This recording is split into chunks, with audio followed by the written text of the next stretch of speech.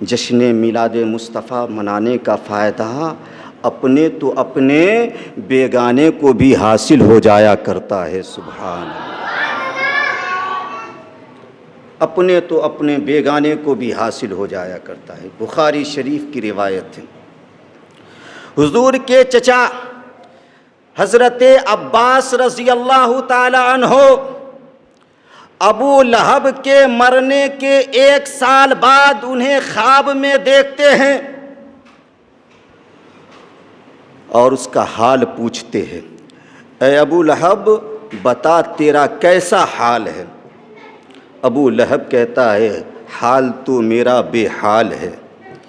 میں سخت عذاب میں مبتلا رہتا ہوں، پریشانیوں کا سامنا کرنا پڑتا ہے، لیکن خوشی کی بات یہ ہے کہ جب بھی دوشنبہ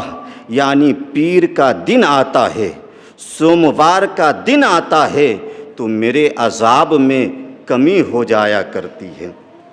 میرے عذاب میں تخفیف ہو جاتی ہے اور میری انگلی سے ٹھنڈا پانی نکلا کرتا ہے جسے پی کر میں سیراب ہو جایا کرتا ہوں۔ حضرت عباس رضی اللہ تعالیٰ عنہ ابو لہب سے پوچھتے ہیں کہ یہ تو بتا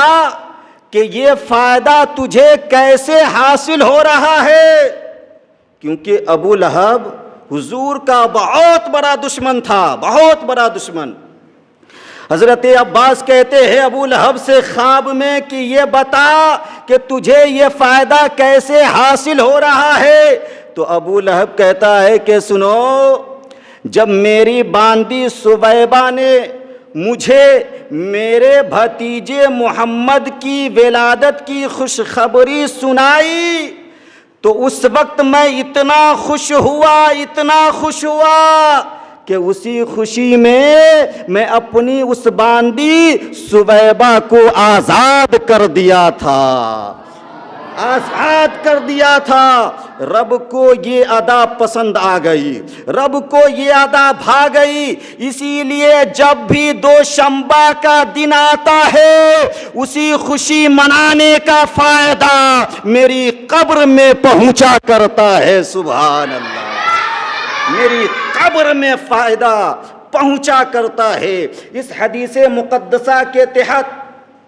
امام نبوی ریاض الصالحین میں، امام بغوی شرح السنہ میں لکھتے ہیں کہ کافر کے اعمال صالح کا کوئی اجر نہیں ہوتا،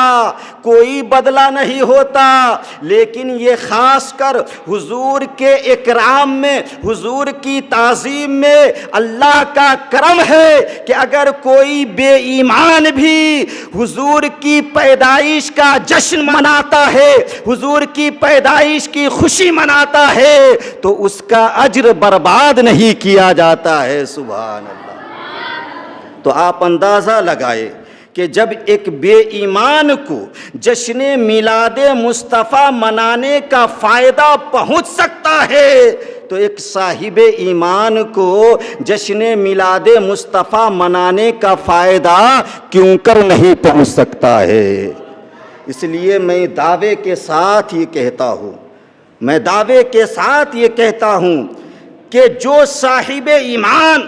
جشن میلاد مصطفیٰ منائے گا اسے اس دنیا میں بھی اس کا فائدہ ملے گا